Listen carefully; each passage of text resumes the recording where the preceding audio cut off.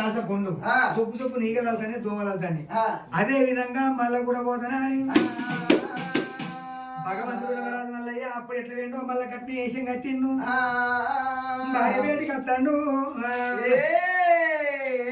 బాబా ఉన్నావా మళ్ళీ వచ్చిన మళ్ళీ ఎందుకు వచ్చినావు నువ్వు నువ్వే రమ్మని నేను ఎందుకు రమ్మన్నా నీకెవరు చెప్పారు నేను రమ్మన్నా మా అక్క దగ్గర వేరాడు మా అక్కతోటి నీ బతకనే మా ఆయన లేకపోతే మీ తమ్ముని రమ్మను అని నువ్వే అన్నమాట కదా ఓ నీ అందగాడు ఉన్నాడు అని నాకేమో నాకు గరజు బట్టి గజ పెళ్ళి ఆగంత వారింది అని ఈ గుంజాయ నాకు కావాలని నేను మీ అక్క దగ్గర పోయి ఏడ్చింది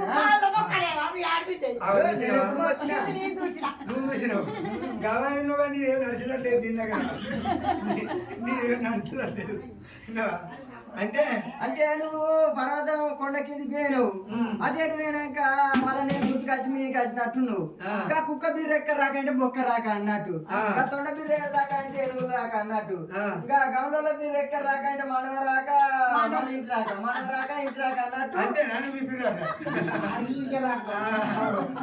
ఆడికి రాకుతాడు మరి ఎక్కువ మాట్లాడకు నిన్ను కూడా రాకుతాడు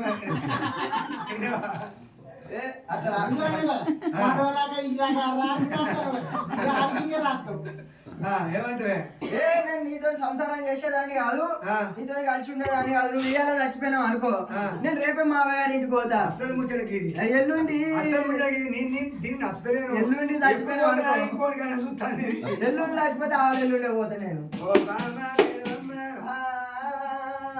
ఇవాళ మా అక్క దగ్గరికి పోయి మా అక్క కాలు పట్టుకుని ఎడితే మా అక్క నాకు చెప్పినందుకు నా పిల్లం మనసు మార్చుకున్నదేమని చెప్పి మళ్ళీ వచ్చినా గానీ లేకపోతే నువ్వు దొరకవని కాదు నీకన్నా ఏడు అందగత్తిన పట్టుకత్తలే నీ అహంకారం అంగీయకపోతే నా పేరు భగవంతుడు వరాలు మళ్ళీ అన్నగానికి ఇంకోగా తత్తదట నేను కాక పో అయినా కానీ పర్వతం కొండ కింది దిగినాక మంచిగా బట్టే నా దగ్గరికి వచ్చినాక గిట్ట పాడైతే నేను ఎటు సంసారం చేయాలి దొరుకుతలేదు కదా సంసారం చేసేదాన్ని కాదు పో అంతేనంట అంతే సరే పర్వాలేదే రవరాజు మళ్ళీ నువ్వు నీళ్ళకన్నా నిలిచిన పాలకన్నా పలసన చెప్తాను ఎనరాని మాట్లాంటే అంటే భగవంతుడు నిన్ను కోపానికి వచ్చిండు మేడలమ్మ పోతన్నా ఇప్పుడు ఎవరు చెప్పి తిరిగిరా నిన్ను పోతాను మరి సాటి నీతోనే అయితే పో అంతేనా మళ్ళీ ఏడికైనా కానీ తీసేసినట్టు తీసేస్తాను కదా సరే నేను నీ సంగతి చూడకపోతే నా పేరు మల్లయ్య కాదు అని భగవంతుడు మాత్రమే అయినా పిల్లదానంలో బయలుదేరి పోతాడు ముందడికి 3 అడుగులు వేసే వరకల్లా ఒక ఆలోచన వచ్చింది భగవంతుడు ఏమనుకున్నాడు నేను పిల్లదాడలో పోతాను నాకు పిల్ల దొరికే వరకు 6 ఏళ్ళు అవుతుందో 2 ఏళ్ళు అవుతుందో 3 ఏళ్ళు అవుతుందో నేను అడిగేదానికి అమ్మగారించి పోతే దాన్ని పట్టుకొచ్చి ఎవరిని గుద్దియాలి చల్ల కుదరగల సముద్ర పోరు అన్న ముందు రెడ్డి 3 గుద్దులు గుద్దిస్తానన్న అని చెప్పి ఏం చేసిండు భగవంతుడు కంటి తీగల దగ్గర పిలిచిండు ఓ కంటి తీగలారా ఇది మాకైనా పర్వతకొండ మీదకి వెళ్ళి కింద అడుగు పెట్టద్దు దీనికి కాపులు కాసి మీరు కుట్టి ఇక్కడ ఆపు అని చెప్పి కంటి తీగలు ఏమన్నా అయ్యా కుట్టి మాపుతంగా ఎక్కడ కుట్టు అంటాం అంటే ఇడితే కుర్రు సాటు ఉండాలి తొడుగుతే రైక సాటు ఉండాలి 6 దెబ్బలు కుడితే దానికి దెబ్బలు చూడే పుడుతుంది ఎన్నడో రోజు నాకు కోపం వచ్చి దెబ్బ 4 గుద్దులు గుద్దితే కాసేపు ఏడుతుంది మూల మంచం వేసి పంటదా అటెందుకు ఏమనుకుంటే నా మొగడు నన్నే కొట్టాను లేచి అన్నం కూర అంటుంది అట్లా 6 దెబ్బలు కుట్టమని చెప్పిండు మీకిండు మరి కంటి దగ్గర ముక్కు లోపల నాటిండు ముక్కు లోపల ముళ్ళు కావాలని చెప్పి దీవెన పెట్టిన భగవంతుడు పిల్లదానంలో బయలుదేరి పోతాడు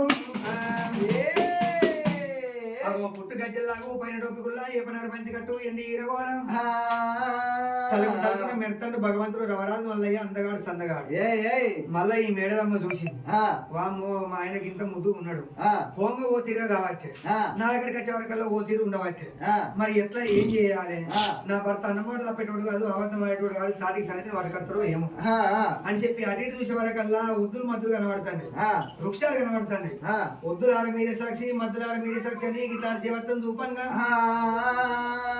భగవంతుడు పోతా అంటే తువ్వకట్టం ఒద్దులు మద్దులు ఒద్దులు మద్దులు అడ్డం వచ్చినాయా కింద మొదలు కలిసినాయి మీద కొసలు కలిసినాయి భగవంతుడు పోతాంటే ఏనంగా పోతుంటే తువ్వలేదు దాగలేదు రవరాజు మళ్ళీ కళ్ళ చూసిండు గండగుడ్డలు బట్టి ఒద్దుల మద్దుల కొడతాను ఈ మా మెడలమ్మ సత్యం తప్పలేక ఆమె కూడా గుణమంతురాలే కదా సత్యం తప్పలేక ఒక్కటి కొడితే 10 కొడతానే వద్దులు 10 కొడితే 100 రాజు వద్దుల మధ్యలో కొడుతున్నాయి భగవంతుడు కొట్టి కొట్టిండు అట్లా వచ్చిండు ఏం కానీ ఇదే విచిత్రమైన అటు ఇటు చూసే కల్లా కాశగంట కనబడ్డది.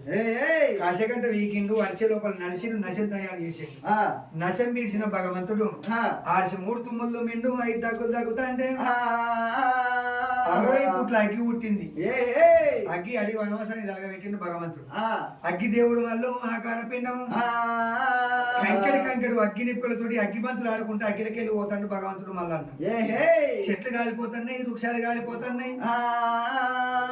ఆ చెట్ల మీద మరి రెక్కలొచ్చిన పక్షులేమో దగడుకు రెక్కలొచ్చిన పక్షులు వేసిపోయినాయి. రెక్కలు రాని చిన్న చిన్న పక్షి పిల్లలు ఆ కూలలో చచ్చిపోతుంటే తల్లి పక్షులు కలకల కలకల కన్నీరు ఇస్తే ఆ కన్నీరు దంగమయ్యకు మైల అందింది.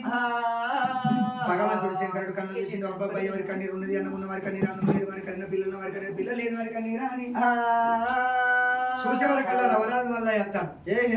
బామ్మ నాకు కొడుకు వస్తాను, కోపం మీద వస్తాను అని పార్వతీదేవి చెప్పింది. బామ్మ పార్వతీదేవి మన కన్న కొడుకు ఎందుకో కోపం మీద వస్తాను, వాడి వినవాసానికి అగ్గిదలుగా పెట్టిండు, కన్న కొడుకును దేవలోకం తీసుకురాపమ్మని చెప్పిండు. చెప్పేవాళ్ళ కల్లా ఆడవిల్ల పార్వతీదేవి పూర్వక నగరం వచ్చింది. శివుడు తాను చేసి చిలకల శివనాది గుండం ఉంటే ఆ గుండం కాడికి వచ్చింది. నీళ్ళ మీద గిట్లా 5 దెబ్బలు కొట్టంగా 10,000 10 ఎన్న ముద్దలు కొట్టినాయి. ఆ ఎన్న ముద్దలకు అగ్గి అంటే ఇచ్చుకున్నాయి. మరి కన్న కొడుకు అగ్గిలకెళ్ళి వస్తాడు కదా, ఆ కన్న కొడుకు అడ్డ ఈ ఎన్న ముద్దలకు అగ్గి ఉన్నదా, చేతులకు ఇట్లా మీద కొడుక మళ్ళీ నీ మంటల లోపల కాలిపోతున్న బిడ్డ అన్నది. చేతులకున్న మంటలు చూసిండు భగవంతుడు మల్లయ్య. నిజమే కావచ్చు, మా కన్న తల్లి ఎందుకు నా కోసం వస్తాను అయింది, మంటలు కాలిపోతే ఏందని గిదగిద మల్లన్న దేవుడు వచ్చేవాడు కల్లా ఆడవిల్ల పార్వతీదేవి చేతులకున్న ఎన్న ముద్ద నాశుడికి ఇట్లా జాడిచ్చింది. కన్న కొడుకు మీద అరిసేవత్తం చూపింది. ఆ కన్న కొడుకు రవరాజు మల్లయ్య పార్వతీదేవి సత్యం తప్పలేక 3 గడియల పసిబాలుడు అయిండు. ఆ 3 గడియల పసిబాలును తీసుకున్నది ఒత్తి పెట్టుకున్నది పార్వతీదేవి. పార్వతీదేవి ఏమన్నా దీవెన పెట్టింది, ఈ ఎన్న ముద్దలు ఎడతాం కావద్దు, నా కొడుకు రవరాజు మల్లయ్య పేరట మల్లన్న పట్టణాలు గట్టవంత ఉన్నది. ఆ మల్లన్న పట్టణాలు గట్టవంత ఉంటే నాగవెల్లిపట్నం రోజు ఈ ఎన్న ముద్దలే 6 జ్యోతులు కావాలా అని అన్నాడు. దీవెన పెట్టింది 6 జ్యోతులు. అవే ఆ రోజు దీవెన పెట్టిందా. ఆ కన్న కొడుకు పసిబాలని ఓట్లు పెట్టుకొని దేవలోకం వచ్చింది. దేవలోకం వచ్చినాక శంకరుడు ఏం చేసిండు, కొడుక ఎందుకు కోపానికి వచ్చిన బిడ్డ అంటే, ఓ నా ఎన్న శంకర నా భార్య నన్ను అనరాని మాటలు అంటుంది, జిడ్డు గోలోడు అన్నది, కంపు గోలోడు అన్నది, నన్ను అనరాని మాటలు అన్నది. నా భార్యతో సెరుకు పెట్టుకున్నా నీకన్నా 7 అందగత్తిన వాటికత్తా సల్లగుంజక్కడ సముద్రపూర్ పెట్టిస్తాను అన్న. నాయనా బలి మేడలమ్మ కన్నా అందగత్తే ఎక్కడ ఉన్నదో నాకు చెప్పింది కావాలి, నేను పెళ్లి చేసుకుంటా అంటే మా శంకరుడు ఏమంటాడు, అద్దు బిడ్డ నాకే 2 వెళ్ళాలి. ఎవరు పార్వతీదేవి గంగాదేవి 2 వెళ్ళాను. ఈయన చూడు ఇప్పుడు కూర్చిన కాలం చూడు అద్దంటే లేదు లేదు నాయన ఖచ్చితంగా నేను మాట నిలబెట్టుకున్నాను కావాలి, దాంతో చెట్టు పెట్టుకున్నాను. అప్పుడు శంకరుడు ఏం చేసిన కొడక, నీకు దగ్గర పిల్ల కావాలంటే బలిమేడలమ్మ కన్నా అందగత్తె కావాలంటే రేపెళ్ళే మా పెళ్ళే కనకరేపల్లి పట్నం. కనకరేపల్లి పట్నం లోపల మారబోయుడు మరవసాని వాళ్ళు కన్న బిడ్డ కేతమ్మ, వాళ్ళు కూలనా ఎర్రగొల్లోళ్ళు బిడ్డ. మరి పిల్ల నీకు దక్కాలంటే పాయక 12 ఏళ్ళకి నువ్వు అష్టమ కష్టాలు పడేది ఉన్నది. గొర్రె పిల్లలు కాయాలి, గొర్రె కాయాలి, వాళ్ళు వేసిన అన్నం తినాలి, పోసిన గంజి తాగాలి, అత్తలు మెప్పించి మామలు మెప్పించి అప్పుడు నీకు పిల్ల దక్కుతుంది అని చెప్పింది. నిజమే నాయన అట్లయినా మంచిది అన్నాడు.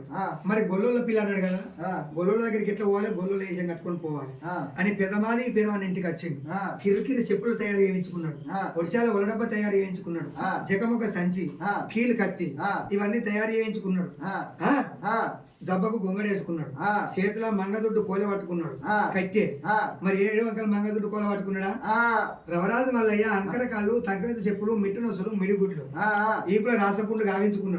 ఇవరక ఏమన్నాడు, భార్యతోటి బడి మేడలమ్మతో సెర్ది పెట్టుకోగా, బామ ఈ రూపంలో పోతా నీకన్నా అందగత్తిన వాటి కథ సల్లకుందర అక్కడ సంవత్సరం పెట్టిస్తాడు. మళ్ళా కూడా గదే వేషం కట్టిండు. మా పెళ్ళే కనకరే పిల్ల పట్నం పోతానా అని రేపెళ్ళ మా పెళ్ళే కనకారే పిల్ల పట్నం వచ్చింది.